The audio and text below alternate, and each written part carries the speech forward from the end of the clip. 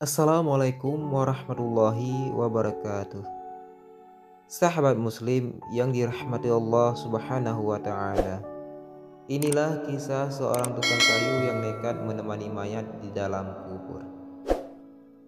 Alkisah seorang yang sangat kaya raya menuliskan sebuah surat wasiat. Barang siapa yang mau menemaniku selama 40 hari di dalam kubur setelah aku mati nanti, akan aku beri warisan separuh dari harta peninggalanku. Lalu ditanyakanlah hal itu kepada anak-anaknya, apakah mereka sanggup menjaganya di dalam kubur nanti? Tapi anak-anaknya menjawab, mana mungkin kami sanggup menjaga ayah, karena pada saat itu ayah sudah menjadi mayat.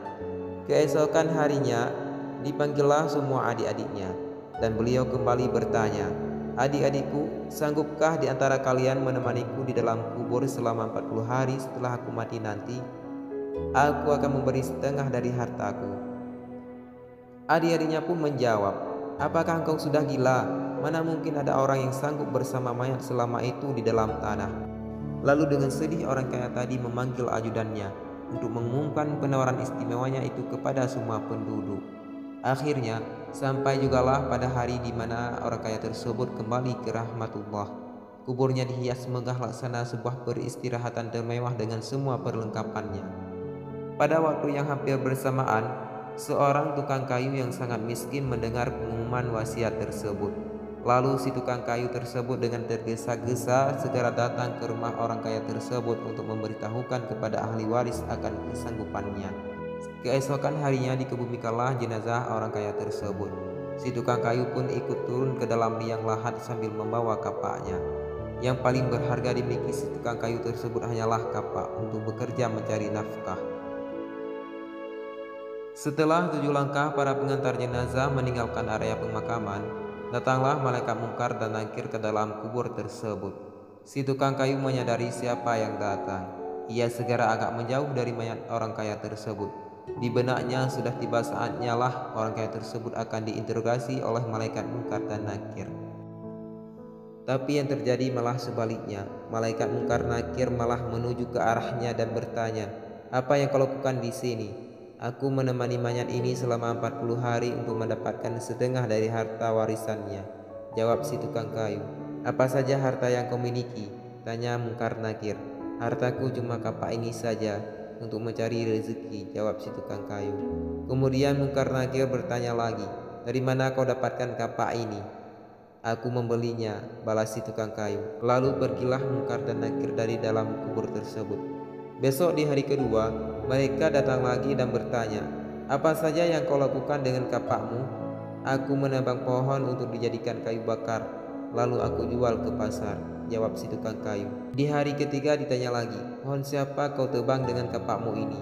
Pohon itu tumbuh di hutan belantara, jadi nggak ada yang punya, jawab si tukang kayu. Apa kau yakin? Lanjut malaikat mungkar dan nakir.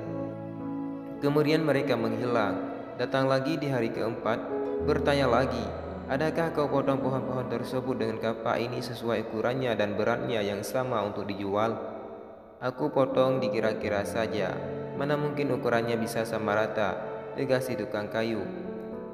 Begitu terus yang dilakukan malaikat mungkar nakir, datang dan pergi sampai tak terasa sekarang 39 hari sudah. Dan yang ditanyakan masih berkisar dengan kapak tersebut. Di hari terakhir yang ke-40, datanglah malaikat mungkar dan nakir sekali lagi bertemu dengan si tukang kayu tersebut. Berkata malaikat mungkar dan nakir, hari ini kami akan kembali bertanya soal kapakmu ini.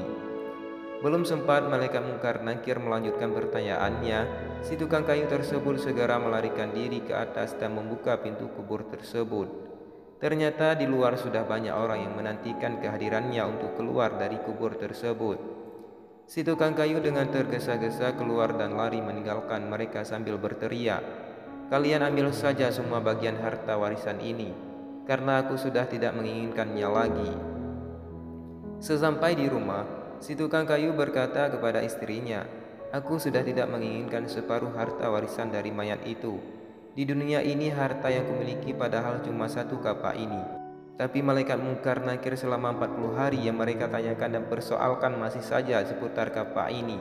Bagaimana jadinya kalau hartaku begitu banyak? Entah berapa lama dan bagaimana aku menjawabnya. Dari Nabi Muhammad SAW bahwa beliau bersabda, tidak akan bergerak tapak kaki anak Adam pada hari kiamat hingga ia ditanya tentang 5 perkara, yaitu umurnya untuk apa dihabiskannya, masa mudanya kemana dipergunakannya, hartanya di mana ia memperolehnya dan kemana dibelanjakannya, ilmunya sejauh mana diamalkan. Hadis riwayat Tirmidzi.